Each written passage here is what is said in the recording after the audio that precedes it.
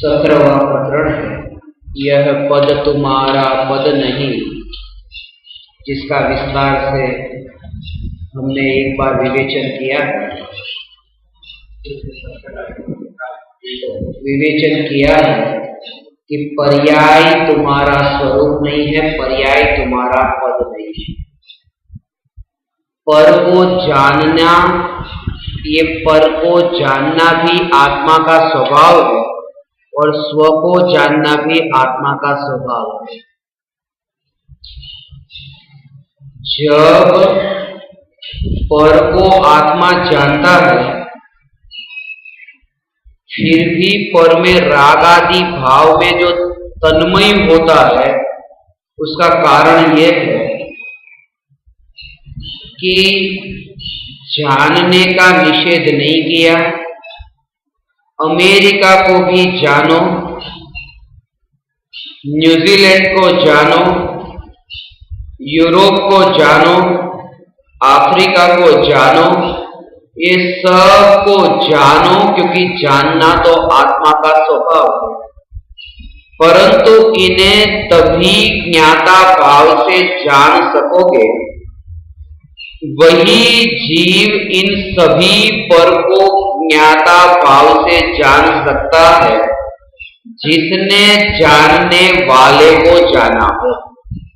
इसलिए जानने वाले को जानने से पहले इन पर का जानना सहज रूप से नहीं हो सकता। सहज रूप से अर्थात तन्मय हुए बिना नहीं हो सकता। पहली बात यहां ये कहा कि रागादि भाव है वह परपद है, वो मेरा स्वरूप नहीं है।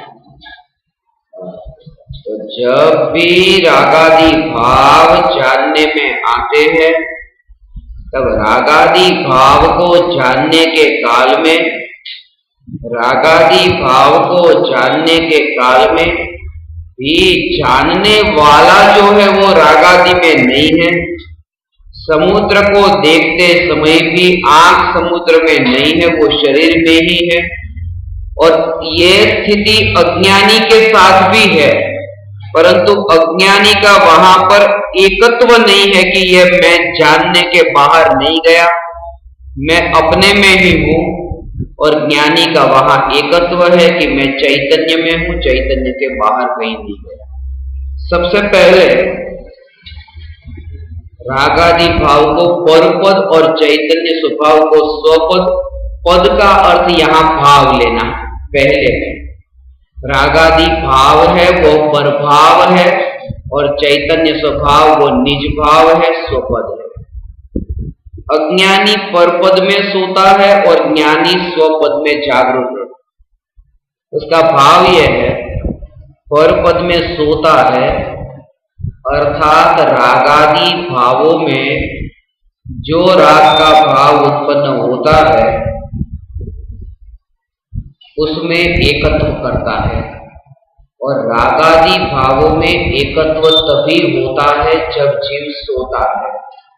चैतन्य स्वभाव में एकत्व तब होता है जब जीव जागता है। इसलिए दोनों का भेद, अज्ञानी परपद में सोता है और ज्ञानी स्वपद में जागृत है।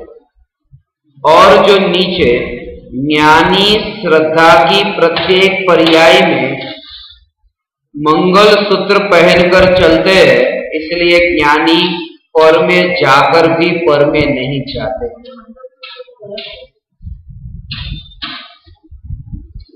वही चैतन्य स्वभावी, चैतन्य स्वरूपी भगवान आत्मा को प्रत्येक पर्याय में अपना मानते हुए ज्ञानी की श्रद्धा में भगवान आत्मा ही है और कोई नहीं।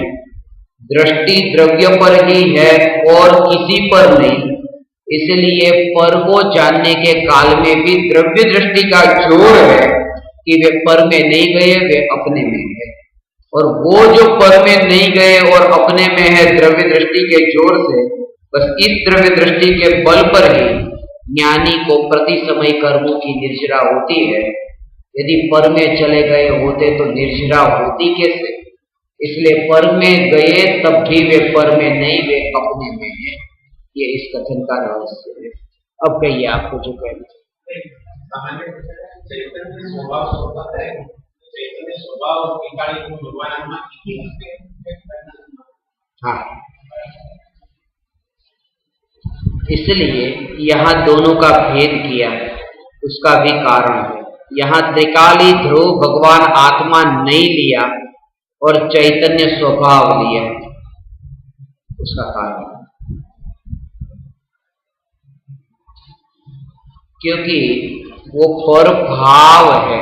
दोनों जो परभाव और स्वभाव, दोनों भाव में भेद करना था। कौन सा भाव परभाव है और कौन सा भाव स्वभाव है।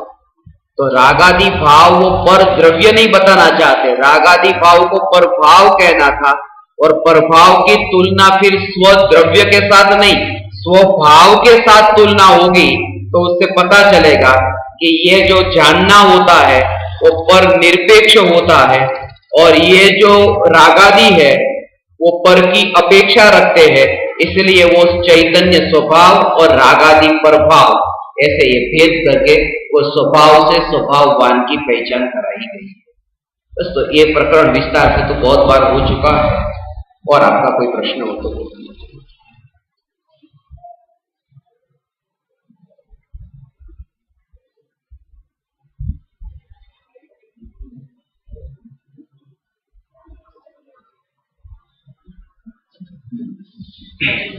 विशेष